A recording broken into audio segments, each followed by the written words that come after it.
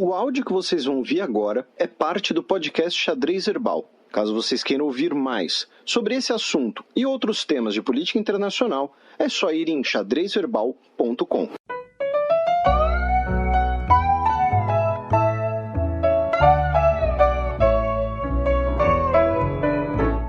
Check. Castillo donde estaba cuando caíste en desgracia, el que siempre acompañó. Índia anuncia ataque a campo de treinamento de jihadistas no Paquistão.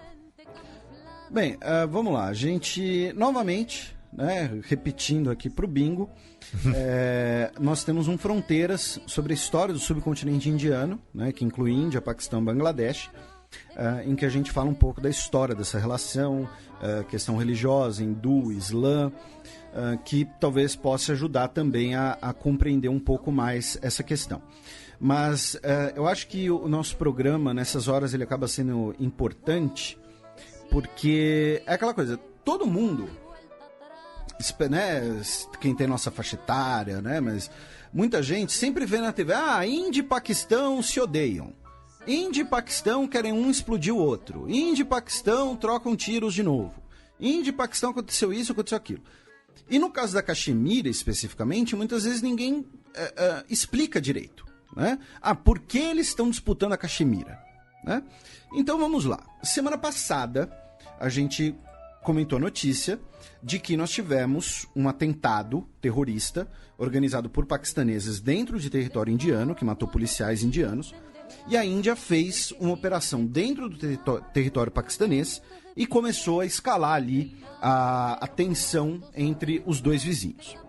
E aí, no início dessa semana, na terça-feira, a Força Aérea Indiana realizou ataques contra supostos campos terroristas dentro do Paquistão.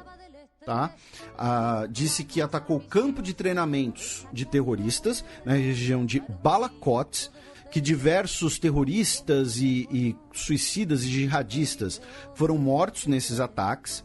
Essa região fica a 60 quilômetros de Abbottabad, um nome que vocês já ouviram falar, porque foi a região onde Osama Bin Laden foi morto em 2001, em 2011, naquela operação dos Estados Unidos.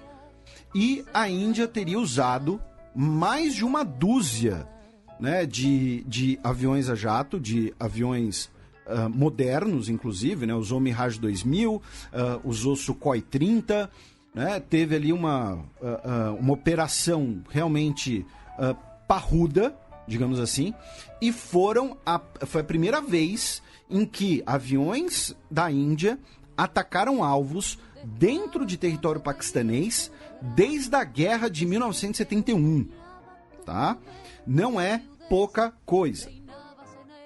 E aí, nos dias seguintes, nós tivemos trocas de tiros entre tropas indianas e paquistanesas, tivemos pelo menos 4 civis paquistaneses mortos, e no dia 27, também conhecido como quarta-feira anteontem, o Paquistão realizou ataques contra a Caxemira indiana.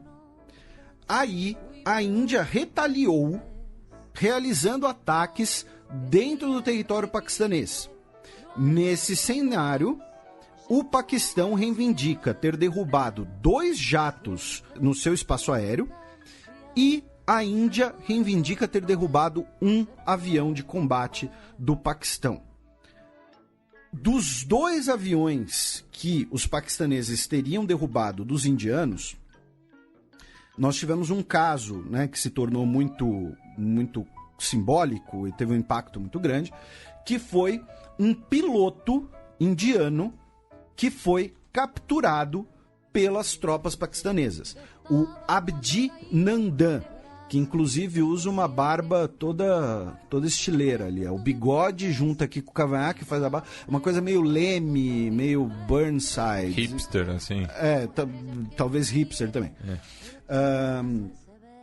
Então, nós tivemos a captura desse piloto. As imagens da captura, inclusive, ele Ele toma chutes, toma soco. Em outra imagem que foi publicada dele, ele está com uma bandagem no rosto, muito provavelmente um olho inchado, alguma coisa assim. Aí depois o governo do paquistanês soltou imagens dele tomando chá e dizendo que estava sendo bem tratado.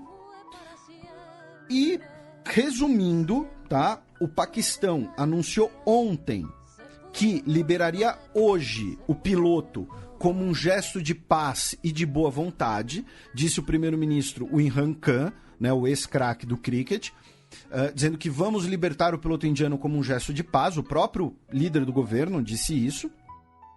E hoje ele cruzou a fronteira, né, a pé, foi devolvido, né, ali na passagem da fronteira, aquela mesma onde tem aquela dança meio maluca, né, aqueles passos militares provocativos, né, com os caras dando uma bica na própria cara, quase, né?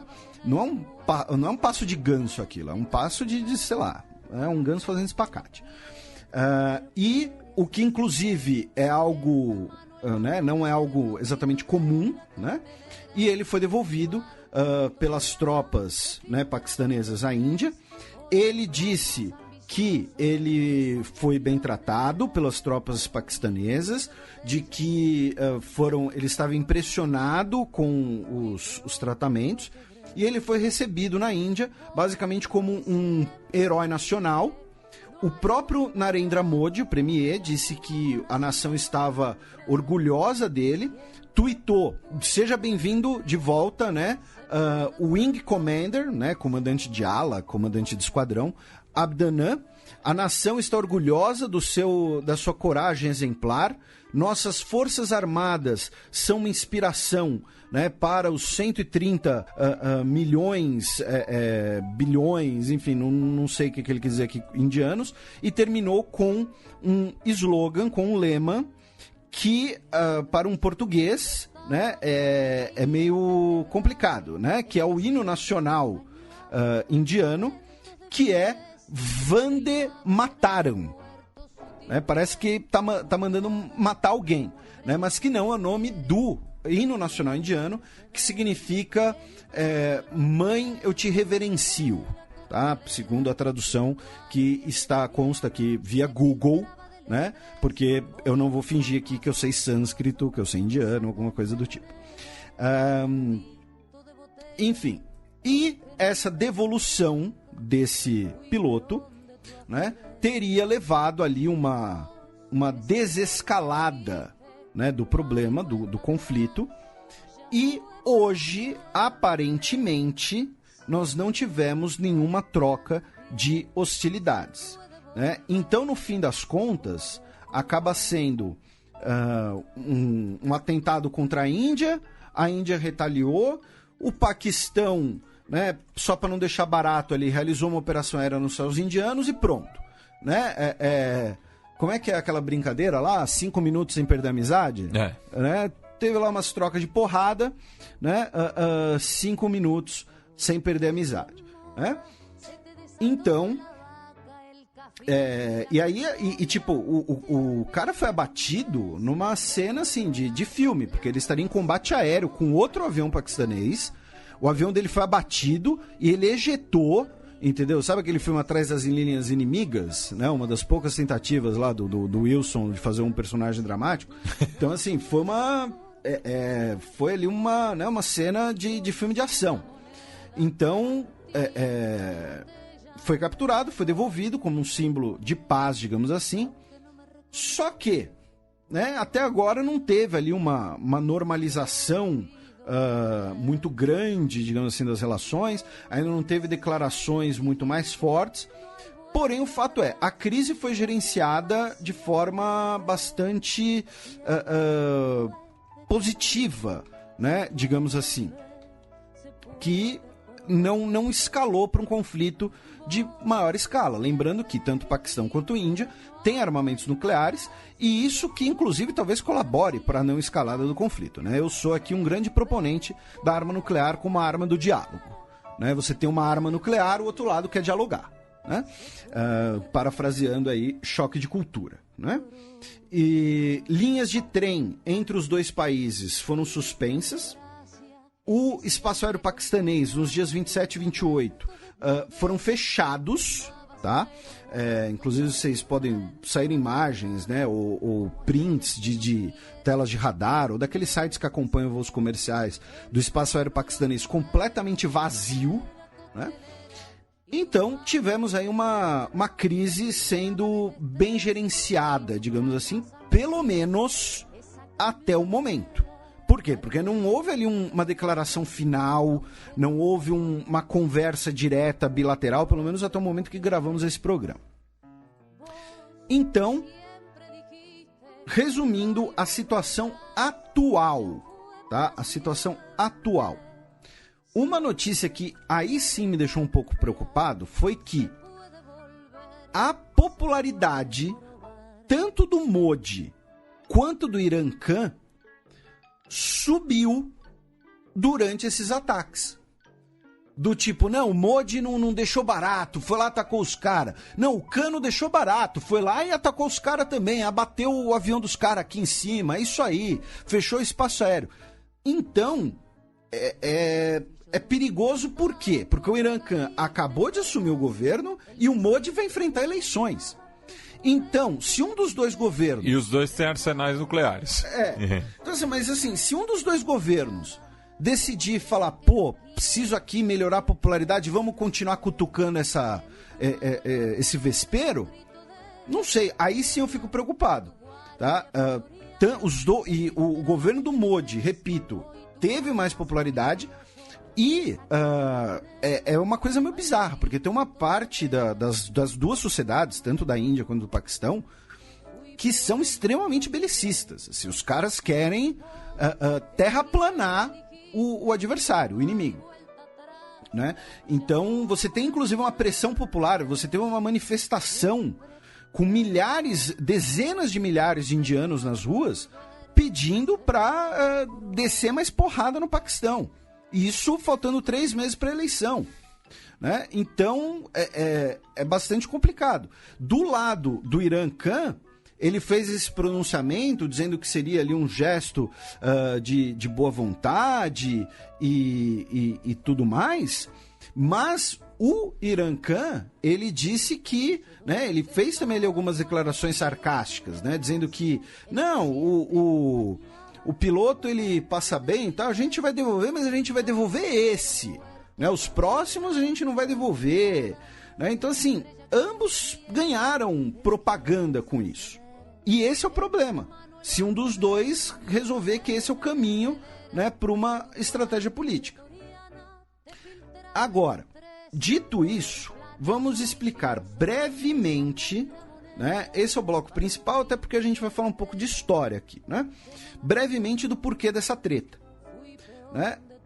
Historicamente, né, os 3 países, Bangladesh, Paquistão e Índia, faziam parte do Raj britânico, né, uma entidade que foi formada pelos britânicos a partir, né, de 562 estados, pequenos estados, principados, sultanatos que tinham na região. Então, não à toa era o subcontinente indiano. E é gente pra caramba. Né? E você tem ali 2 religiões principais, 3 na verdade, né? O hinduísmo, o islã e também o budismo, né? Em algumas regiões. E aí, quando nós temos... E com a presença portuguesa, até o cristianismo. Né? Você tem... A gente falou isso outro dia. Tem um diplomata indiano que ele era de Goa. E o nome dele, assim, se você ler só o nome, você achar que era um português. E aí, quando nós temos a independência do Paquistão, a independência do subcontinente indiano em 1947... ela é feita de forma negociada com os britânicos. Nós já tínhamos os movimentos por independência, tantos movimentos pacíficos, né? A resistência pacífica do Gandhi, nós tínhamos o movimento de a renascença muçulmana no Paquistão, A principal questão entre os paquistaneses e os indianos é religiosa, tá, gente? Os paquistaneses são muçulmanos, os indianos são hindus, em sua maioria, mas ambos são primos. Inclusive, eles falam o mesmo idioma, só que no Paquistão é o Urdu, que é escrito em árabe. É o mesmo idioma, só que escrito em outro alfabeto. Que nem a gente falou da Croácia e da Sérvia, tá? Quando a gente falou sobre esse assunto, inclusive no Fronteiras. Então, quando nós temos a independência negociada pelos britânicos em 47, nós temos, basicamente, o estabelecimento ali de uma linha, uma coisa bastante burocrata mesmo, né? Traçar uma linha ali, falar, olha, desse lado para cá vai ser o país dos muçulmanos, desse lado para lá vai ser o país dos hindus. E vamos fazer a mesma coisa do outro lado também para os muçulmanos que moram no leste. E aí fez o Paquistão e o Paquistão Oriental, que é o tal Bangladesh.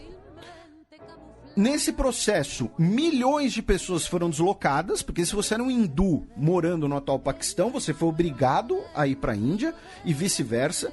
Muita gente morreu nesse processo também. E aí o que acabou acontecendo? Você vê no Quem Quer Ser um Milionário, né? Completou 10 anos que ganhou o Oscar de melhor filme. Nossa, já tem 10 anos? Pois é. Caramba.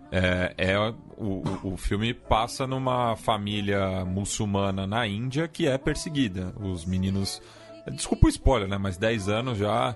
No começo do filme eles viram órfãos porque hindus matam a mãe dele. Sim. Num conflito religioso. Sim. E aí, a região ali do norte... né, era um estado, um dos vários estados principescos, né, região de Jammu e Caxemira. O que acontecia nessa região de Jammu e Caxemira? Primeiro, ela tinha uma população, em sua maioria, muçulmana, porém, o governante, o sultão da região, era hindu. Então, ele inicialmente quis ficar neutro. Aí teve um segundo processo, que foi a ideia de, olha, essas regiões na fronteira, perto da linha que os britânicos traçaram, vamos fazer eleições para que eles decidam para que lado querem ficar. Só que nisso, os grupos, tanto do Paquistão quanto da Índia, né, ou seja, hindus nacionalistas, paquistaneses muçulmanos nacionalistas, começaram a invadir a Caxemira para tentar ocupar a região ou, pelo menos, tentar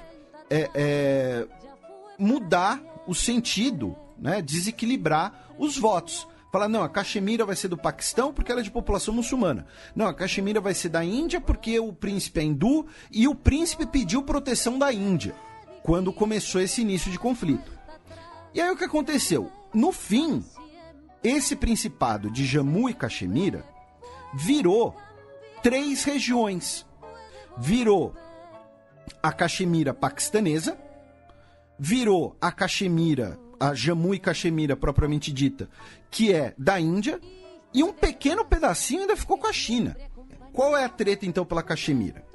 Os paquistaneses dizem, a Caxemira é nossa, porque a maioria da população é muçulmana. Mesmo a população que vive dentro da Índia hoje, tá, gente? Por isso que o que ocorreu na semana passada, a Índia classifica como um atentado terrorista. Porque foram grupos dentro da Índia que, segundo o governo indiano, recebem treinamento e equipamentos do Paquistão, mas são cidadãos indianos. Uma outra linha menor, uma outra parte menor está sob a posse do Paquistão, mas o volume da Caxemira está sob o controle indiano, embora seja uma população muçulmana. Já a Índia diz, a Caxemira é nossa, porque o governante da Caxemira, o Marajá da época, né? Antes eu falei sultão, mas está errado, porque sultão é nas regiões muçulmanas, nas famílias muçulmanas, né? O Marajá da época falou, olha, eu quero ser parte da Índia. Então, a Caxemira inteira é indiana. E não teve, no final das contas, de forma organizada, aquelas eleições em que a população decidiria para que lado eles ficariam. Não teve ali uma questão, digamos assim, de autodeterminação. Foi tudo atropelado, por quê? Porque em 1947, nós temos a partilha do Rádio Britânico, a independência desses países, a disputa pela Caxemira e a primeira guerra entre eles. É logo em seguida da independência, Paquistão e Índia entram em guerra, também por causa da Caxemira, mas por conta ali das possessões em geral. Então, a posse da Caxemira é uma questão muito mais simbólica, nacionalista, né, de você, digamos assim, não abrir mão do que seria um território legitimamente seu para aquele seu primo que você odeia, porque paquistanês e indianos são primos, tá? É briga de família, basicamente, do que a Caxemira ser uma região muito rica, ou a Caxemira ela é importante do ponto de vista geopolítico, porque ela permite ali uma passagem, digamos assim, cruzando, né, os Himalaias, e ela junta pelo Vale da Caxemira, né, o subcontinente indiano rumo à Ásia Central. Tá? Então, assim, o Vale da Caxemira você pode até argumentar que tem uma importância estratégica, mas de resto, não é uma questão assim de posse de riquezas, de posse de recursos naturais abundantes, alguma coisa assim. Não. Tá? Tanto que quando a gente pensa em Caxemira, a gente pensa o quê? Na cachemir, né? O tecido, o pano, que é a pashmina, né? Que é um tecido macio ali, gostosinho e tal. Então, aí o que acontece? Na divisão atual da Caxemira, nós temos cerca de 7 milhões de pessoas dentro da parte indiana, e dessas 7 milhões de pessoas, cerca de 2/3 são muçulmanos. No Paquistão, nós temos outros 6 milhões de pessoas, que são todos muçulmanos, e ainda tem ali os pedacinhos da China, que eu mencionei, mas que não sei direito a população. Em termos arquitetônicos, né, você tem o Jardim Mughal, que é considerado Patrimônio da Humanidade pela Unesco. E Mughal eram os indianos muçulmanos, né? Mughal vem de mongol, inclusive. Né? Tanto que, e aí pra gente resumir um pouco essa linha histórica, nós tivemos 3 grandes conflitos entre indianos e paquistaneses. Quando eu digo 3 grandes conflitos, é porque fora esses conflitos nós temos as insurgências locais, nós tivemos as trocas de tiros e disparos, como tivemos essa semana. É um conflito, né? Só não é um conflito de larga escala, não é uma guerra aberta. Mas tivemos 3 guerras. A primeira, de 22 de outubro de 47 a 1º de janeiro de 49, ou seja, pouco mais de um ano, por conta dessas regiões, entre aspas, indecisas nesse processo de divisão, que se torna a linha do cessar-fogo, que vai virar depois a chamada linha de controle, que é uma região fronteiriça entre Paquistão e Índia, extremamente vigiada, e que qualquer pessoa, qualquer carga passando ali, tem que ser acordado entre os dois países. Tá? Nesse sentido, a Caxemira é dividida nessa guerra de independência, e nós temos cerca de 25 mil mortos. Depois temos a guerra de 1965, que dura pouco mais de um mês, em que basicamente não muda nada, tá? As linhas de fronteiras continuam iguais, e nós temos no total cerca de 7 mil mortos e a destruição de mais de 500 tanques, 500 carros de combate e mais de 80 aviões de combate. E finalmente a guerra de 1971, que culmina na independência de Bangladesh. Por quê? Porque o Bangladesh era parte do Paquistão. A população de Bangladesh é muçulmana também. O Bangladesh era o antigo Paquistão Oriental, mas era tudo Paquistão. A diferença é que, olha só que louco, né? E repito, a gente explica isso melhor lá no Fronteiras. O Paquistão é uma população, o Bangladesh, desculpem, é uma população bengali. Ou seja, é uma população que é muçulmana, junto com a do Paquistão, porém ela é etnicamente diferente, já que os paquistaneses são em sua maioria punjabis, pashtuns e sindhis. Então, os bengalis muçulmanos falaram, peraí, por que a gente tem que ser parte do Paquistão? Por que não pode ter o país dos bengalis muçulmanos? E a Índia cresceu o olho nisso e falou, é agora que a gente dá uma porrada no Paquistão. Vamos ajudar os Bangladesh a conseguir a sua independência e nisso a gente vai enfraquecer o Paquistão. O Paquistão vai perder sua parte oriental. A guerra dura cerca de 8 meses, nós temos pelo menos 400 mil mortos, incluindo um genocídio da população Bangladesh. Nós temos cerca de 100 mil militares paquistaneses capturados, porque o Paquistão está longe de Bangladesh, então Bangladesh é praticamente cercado pelos indianos. E nisso, Bangladesh se torna um país independente e o Paquistão tem essa grande perda. Então, a origem histórica desse conflito na Caxemira, desse conflito entre paquistaneses e indianos, dessa questão dessa corrida nuclear ali, que foi tema de texto meu recente, inclusive, é a independência em 1947 e essa tentativa de partilhar uma região extremamente vasta, extremamente populosa e extremamente diversa. Tá? São etnias diferentes, religiões diferentes, tudo ali no mesmo espaço. Tá? E para a gente fechar esse bloco, apenas aproveitando aqui com um recado de véspera de carnaval, foi o seguinte: essa semana, no último final de semana, na verdade, pelo menos 130 pessoas morreram na Índia, com mais de 200 hospitalizadas, por conta de um festival, ali, de uma festa que estava ocorrendo na região de Jorhat, na Índia. E por que essas pessoas morreram e foram internadas? Porque elas beberam uma bebida chamada Sulai, que é basicamente uma bebida feita com álcool caseiro, álcool de cozinha. Tá? Então, nesse carnaval, eu sei que jovens são idiotas, porque nós já fomos uns, né? Não tem aquelas ideias de fazer alguma coisa tipo, vamos colocar álcool Zulu junto, ou então beber coisas muito desconhecidas, muito suspeitas, de qualidade muito questionável, porque senão você pode morrer, tá? Isso não é um recado moralista, a gente não tá falando pra ninguém fazer nada, pra todo mundo ficar em casa, alguma coisa assim. Não, não é. Cada um faz o que quiser, a gente tá nem aí, entendeu? A gente é liberal nos costumes. Mas, tá, tomem cuidado, inclusive com essa notícia aí da Índia, de 130 pessoas morreram por conta dessa bebida caseira aí, que foi feita com álcool comum, né? Álcool de limpeza.